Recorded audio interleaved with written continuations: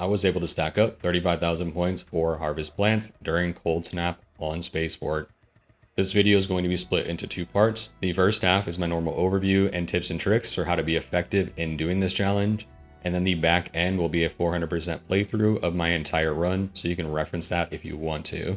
For your equipment, you're going to want to pack for being out in the cold during the Cold Snap event. That persistent frostbite damage that you're going to take can stack up, so make sure you bring a ton of healing. I brought 20 green heals and 3 blue heals, and I almost used all of them by the end of the round. For your weapons, I recommend at least the Hole Cracker, so you can take out enemies super quick and not need to worry about staying in a fight too long and just focus on harvesting the plants. Now, a unique way to manage your frostbite damage is to use blaze grenades. There are two ways overall that you can get rid of frostbite. It's either standing inside and allowing yourself to defrost manually, or if you take any amount of fire damage, it will reset your frostbite and you start back fresh, getting that full timer reset. So the blaze grenades here are very essential because they help you stay out in the cold for longer by setting yourself on fire to reset that cooldown instead of standing inside, waiting for the 30 to 60 seconds for your frostbite to go away. Now, in terms of the route overall, keep in mind that it's going to be relative to where you spawn in.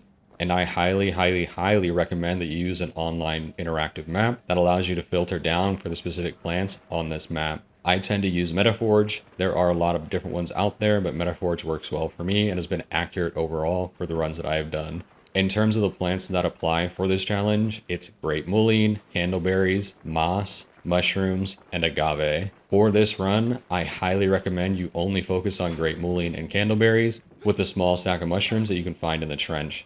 Outside of that, I recommend ignoring trying to chase down Agave and Moss because it's very challenging to get those to proc. Agave for me is probably 5% of the time farmable, and then Moss is essentially finding a needle in a haystack. There is far more Candleberries and Great Mullein to find, and you can stack up all of your points by focusing on just those.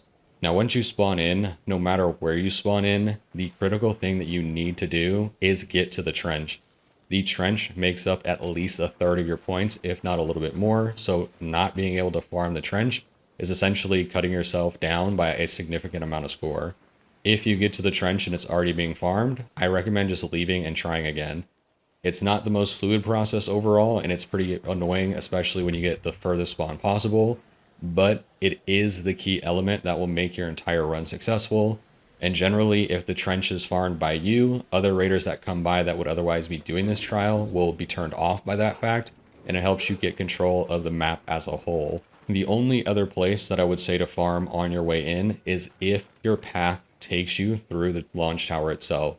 There's a group of Great Mullein at the bottom of the launch tower that is also very well known by most raiders, and it gets farmed pretty early in the game, so if you have that on the way to the trench, definitely farm it.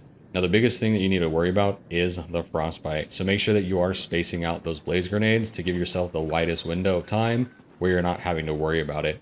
Keep in mind that stepping into that fire is going to damage both your shields and your health, so it is beneficial to take off your shield if you can, but on controller, especially with your bag being full, this is super cumbersome, so I just brought a spare in case I broke the one that I used by setting it on fire so much.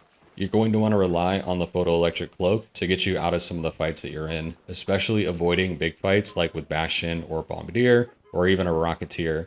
There's absolutely no value in trying to deal with any of those enemies, so just lean on the photoelectric cloak and let them get out of range before you return to your farm. Another facet to consider is that RNG does play a pretty significant role in the Harvest Plants trial. While the map will show you all of the potential spawns and where the locations are, keep in mind that not every set of plants will spawn in every round.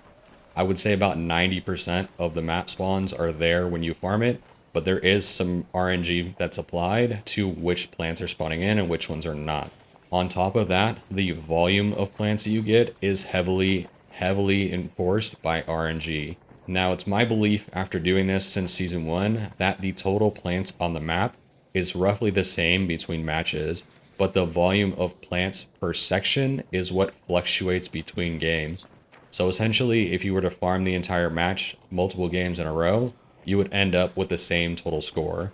But if you only farmed half of the map a few games in a row, you're going to see slightly different scores between those. So just keep in mind that if you see me getting a stack of plants that you don't find when you get there, it is because of that RNG. It just means that you're going to have a better set of spawns in a different section, then I will.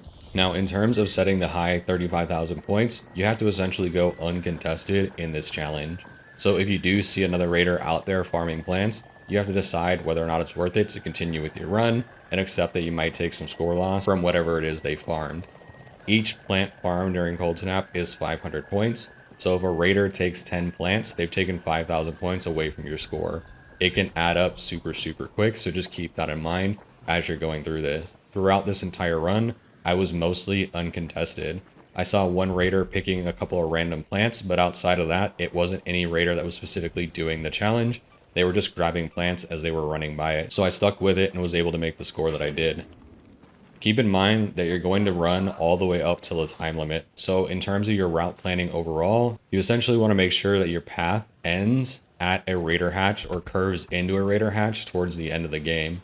I ended up losing a few minutes at the end of the match because I didn't think this out all the way through, and I didn't put myself into a great position to get to a raider hatch that was also by a set of plants that I could farm on the way in. So theoretically, if you have a little bit better of a route overall here, you could probably get this up to 40k, if not a little bit higher, but your route has to be perfect.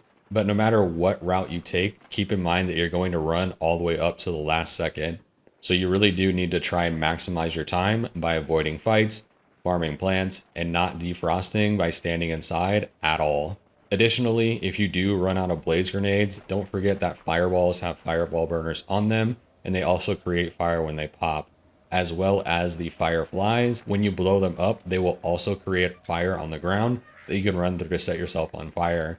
So if you do happen to see a firefly out there as you are starting to take that frostbite damage, it is more effective to just use your hole cracker to eliminate that firefly and then use the fire from it to save your blaze grenade for when you don't have another option.